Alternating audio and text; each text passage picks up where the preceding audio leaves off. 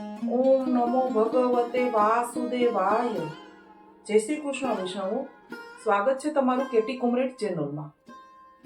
આગળના વિડીયોમાં આપણે વલ્લભા અવતારનો ભાગ 1 અને 2 જોઈ ગયા. આજે આપણે જોઈશું વલ્લભા અવતારનો ભાગ 3.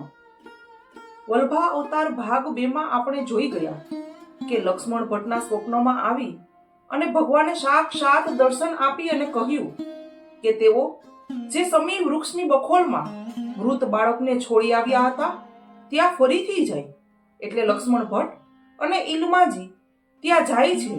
ત્યાં જતા જતા લક્ષ્મણ ભટ્ટ અને ઈલમા ગારુજી જુએ છે કે સમી વૃક્ષની આસપાસ એક વિશાળ અગ્નિ ભભૂકી રહ્યો છે અને પતિ પત્ની બંને એ અગ્નિ શેનો હશે તેનો અંદાજો લગાવી રહ્યા છે અને નજીક ચાલ્યે જાય છે. હવે આપણે આગળ જોઈએ. લક્ષ્મણ ભટ્ટજી ઈલમા ગારુજીને કહી રહ્યા છે, દેવી, તમે સહજ પણ વિલંબ કર્યા વિના હવે સત્વરે આગળ વધો. જે વૃક્ષનું તમે એંધાણ આપ્યું હતું તે વૃક્ષની નીચે દેખાતું અગ્નિ સ્વરૂપ એ કોઈ સાધારણ નથી. સાક્ષાત વૈશ્વાનર સ્વરૂપ ભગવદ પ્રાદુર્ભાવ જ છે. એનો સ્વીકાર કરવા હવે આપણે કોઈ પણ સંજોગોમાં ત્યાં પહોંચી જ જવું પડશે.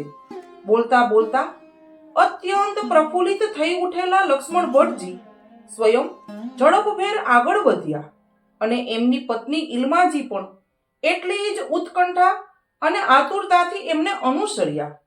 લક્ષ્મણ ભટ્ટને એમના સહધર્મચારીણી ભારે અધીરાઈથી આગળ વધતા હતા. પેલા પ્રકાશપુંજની ખૂબ નજીક જઈ પહોંચ્યા છે. વિસ્મયથી બંને જુએ છે કે સમી વૃક્ષના છાયાવાળા લગભગ 40 હાથના વિસ્તારમાં અગ્નિનો એક અદ્ભુત કુંડ રચાઈ ગયો છે અને એ અગ્નિકુંડમાંથી લપકતીને પ્રસરતી અગ્નિ શિખાઓ સૂર્યના પ્રકાશમાં વધુ તેજોજ્વલ બનીને ઝળહળી રહી છે. તીર્થયાત્રા દરમિયાન ભટ્ટજીએ અને એમના પત્નીએ ઘણી જગ્યાએ ગરમ અને ઠંડા જળના કુંડ તો નિરખ્યા હતા અને કેટલાક પવિત્ર જળકુંડોમાં તો તેમણે સજોડે સ્નાન પણ કર્યું હતું. પરંતુ અગ્નિનો પણ કોઈ કુંડ હોઈ શકે અને તે પણ પાછો આવો ઘનઘોર જંગલમાં, એ તો બંનેને માન્યમાં ન આવે તેવી બાબત હતી. પરંતુ હવે તો એ એક તદ્દન સત્ય હકીકત બનીને સામે દેખાતી હતી. ત્યારે ઈશ્વરની જ કોઈક અલૌકિક લીલા સમજીને તેમણે એ અગ્નિકુંડને 2 હાથ અને મસ્તક નમાવીને વંદન કર્યા અને પૂર્ણ ભક્તિભાવથી ઈશ્વર ઈચ્છાથી શરણાગતિ સ્વીકારી લઈને તેમણે એ દાવાનળ સ્વરૂપને સાષ્ટાંગ દંડવત કર્યા.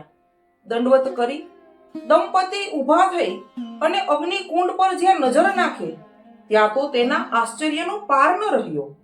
પેલા અગ્નિકુંડની બરાબર મધ્યે એક સમચોરસ ચોતરા ઉપર નિજ ગોદમાં રૂપના અંબાર સમા બાળ સ્વરૂપને એટલે કે આપણા શ્રી વલ્લભને ધારણ કરીને બિરાજમાન થયેલા છે ભગવાન શ્યામ સુંદરના હૃદયેશ્વરી, ગોલોકેશ્વરી, શ્રી સ્વામિનીજી, શ્રી રાધાજી. આમ પ્રાગટ્ય થયું આપણા શ્રી વલ્લભનું. બોલો વલ્લભાધીશ કી જય. અલૌકિક વસ્ત્રાભૂષણોથી ઓપતા, મુખારવિંદની અપાર લાવણ્ય કાંતિથી ઝગમગતા અને જગન માતા સ્વરૂપે વાત્સલ્ય ભાવ ધારણ કરીને ખોડામાંના બાળ વલ્લભને રમાડી રહેલા દેવી રાધિકાજીના આ અભૂતપૂર્વ સ્વરૂપના પ્રત્યક્ષ દર્શન થતા ગદગદ થઈ ગયેલા બ્રાહ્મણ દંપતીના હૃદયમાં આનંદથી ઝૂમી ઉઠ્યા છે. વલ્લભ સહ સ્વામીનીજીના એકાએક પ્રત્યક્ષ દર્શન થતા ભાવ સમાધિમાં આવી ગયેલા ઈલમાજીએ સ્વામીનો હાથ પકડી લીધો અને જાણે સમાધિ અવસ્થામાં અગમ્ય વાણી ન ઉચ્ચારતા હોય એ રીતે તેઓ સ્વગત બોલવા લાગ્યા.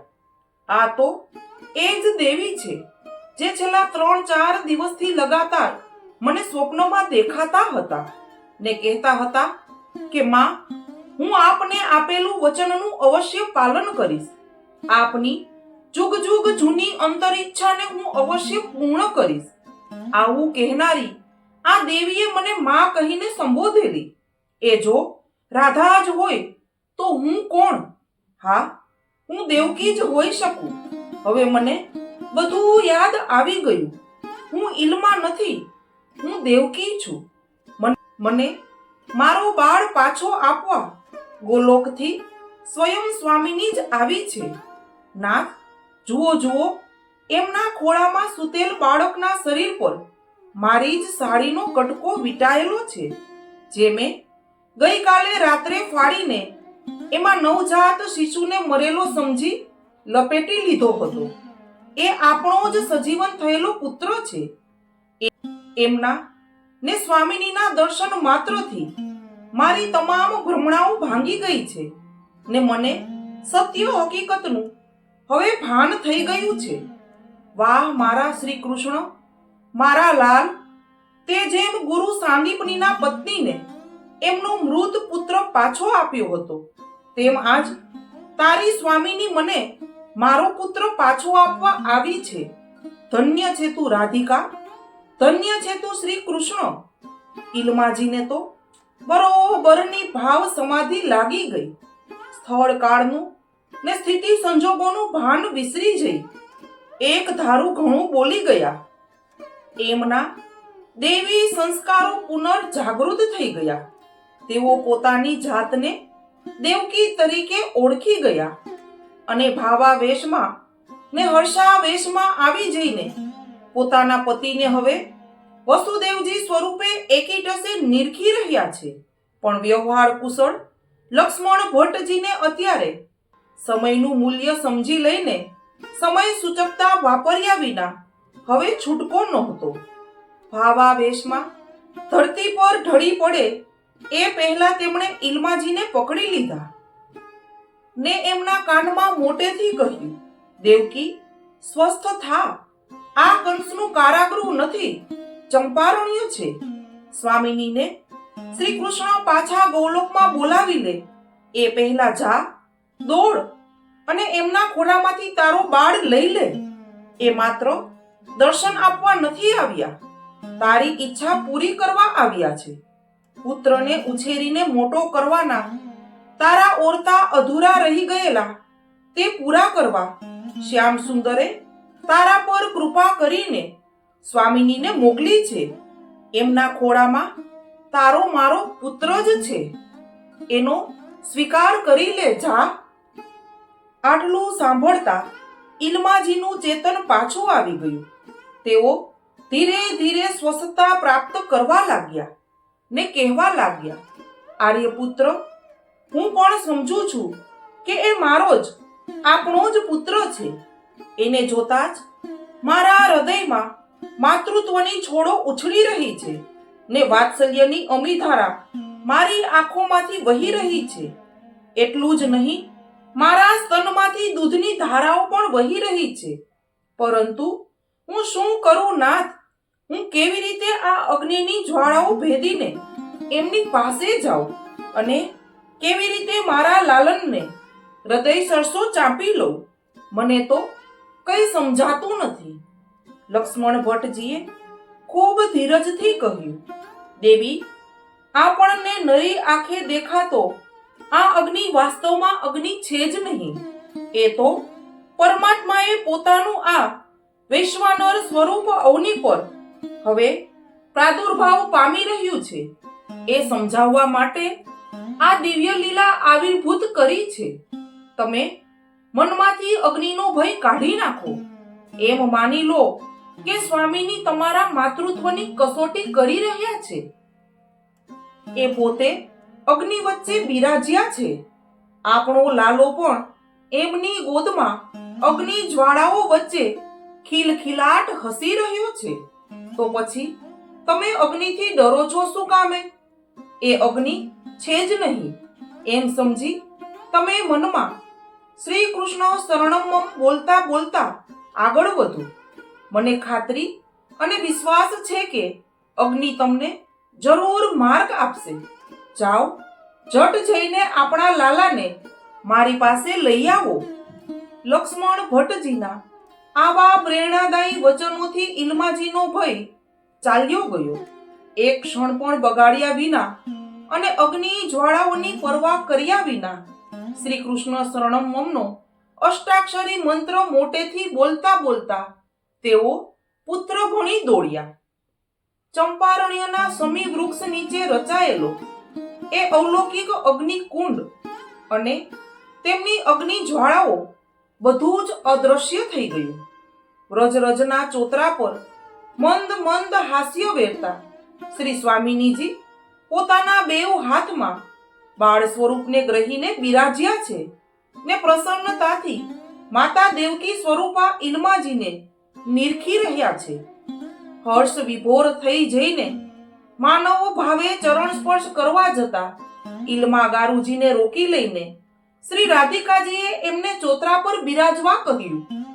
પછી પોતાના શ્રી હસ્તમાંનો લાલો ઈલ્માજીના ખોળામાં પધરાવી દઈને આયુષ્માન ભવના આશીર્વાદ આપતો હસ્ત એના મસ્તક લલાટ પર પ્રેમથી ફેરવીને શ્રી સ્વામિનીજી અંતર ધ્યાન થઈ જાય છે.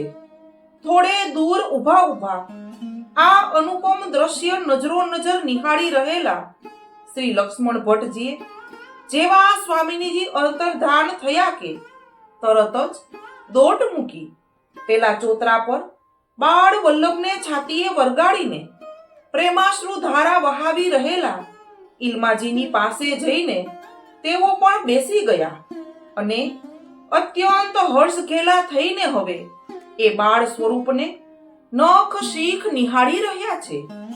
તેઓ બોલી ઉઠ્યા, આહા, જાણે બીજો બાળ કૃષ્ણ જ જોઈ લ્યો.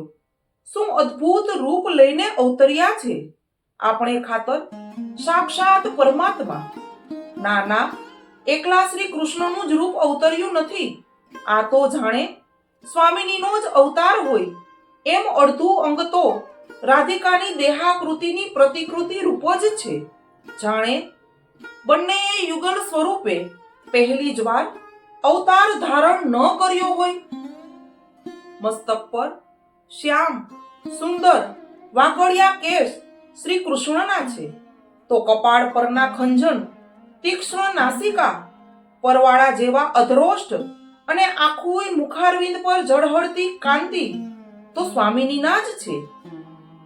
વાહ મારા નાથ, આપના નિરાવરણ રસઘન યુગલ સ્વરૂપનું આ દર્શન ચિત્તને કેવો દિવ્ય આનંદ આપી રહ્યું છે.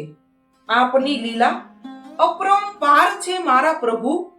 બોલતા બોલતા લક્ષ્મણજીએ ઈલ્માજીના ખોળામાંથી એ બાળ સ્વરૂપને તેડી લીધું અને એને હૃદય સાથે ચાંપી દઈને પોતાનો અવતાર સાર્થક થયાની દિવ્ય અનુભૂતિ અનુભવી. તરત જ એમને યાદ આવી પેલો દિવ્ય પ્રસાદી જે સાક્ષાત શ્રી કૃષ્ણ સ્વામિનીએ સ્વહસ્તે એમને પ્રદાન કરી હતી અને પુત્ર રત્ન પ્રાપ્તિ બાદ એનો કેવી રીતે વિનિયોગ કરવો એ સમજાવ્યું હતું. જટ એમણે લાલાને પુનઃ એની માતાના હસ્તમાં સોંપી દીધો અને પોતાના ખભેથી ખળિયો ઉતારી એમાંથી પેલું દિવ્ય તાંબુલ કાઢીને ઈલ્માજીના હાથમાં મૂક્યું અને કહ્યું કે દેવી, આ પ્રભુ પ્રસાદી છે. સ્વામિનીનો આદેશ છે કે તમે એને જન્મઘૂંટીમાં મેળવીને પ્રથમ એને પાઈ દો અને લો આ સ્વામિનીની આપેલી ચૂંદડી. આ નવજાત શિશુના દેહ પરથી તમારી સાડીનો ટુકડો દૂર કરી આ ચૂંદડીમાં એને લપેટી લો. બસ આ પિતાંબર અને આ વૃંદા માળા તો હમણાં રાખી મૂકવાની છે. યોગ્ય સમયે પ્રભુના આદેશ મુજબ એનો મારે ઉપયોગ કરવાનો છે. અને પૂર્ણ ભક્તિભાવથી ઈલ્માજીએ સ્વામીના આદેશનું પાલન કર્યું. પોતાના સ્તનમાંથી ઉભરાતા પૈમાં થોડી સાકર અને યમુના જળ મેળવીને તેમણે પેલું દિવ્ય તાંબુલ એમાં ઓગાળીને લાલાને પાઈ દીધું અને પછી જેવો એને સ્વામિનીની ચૂંદડીમાં લપેટી લીધો કે તરત બાળ વલ્લભનું અંગ લાવણ્ય, મુખારવિંદ કાંતિ અને દેહાકૃતિમાં સાક્ષાત સ્વામિનીજીએ જ જાણે પ્રવેશ ન કર્યો હોય એમ એ બધું સોળે કળાએ નિરખી ઉઠ્યું. આકાશમાંથી દેવતાઓએ પુષ્પવૃષ્ટિ કરી. 1535 ચૈત્ર માસ મોજાર વરુથીની એકાદશી પવિત્રતમ રવિવાર વૈશ્વાનર રૂપે પ્રભુ પ્રગટ્યા વિશ્વાધાર. ચંપારણ્ય મધ્યે થયો શ્રી વલ્લભાવતાર. તો વૈષ્ણવો, આવી રીતે આપણા શ્રી વલ્લભનો પ્રાદુર્ભાવ આ ભૂતલ પર થયો. હવે તેણે ભૂતલ પર કરેલા કાર્યો અને દેવી જીવોને જે અંગીકાર કર્યા હતા તે પ્રસંગો આપણે વલ્લભા અવતારના હવે પછીના ભાગમાં જોઈશું.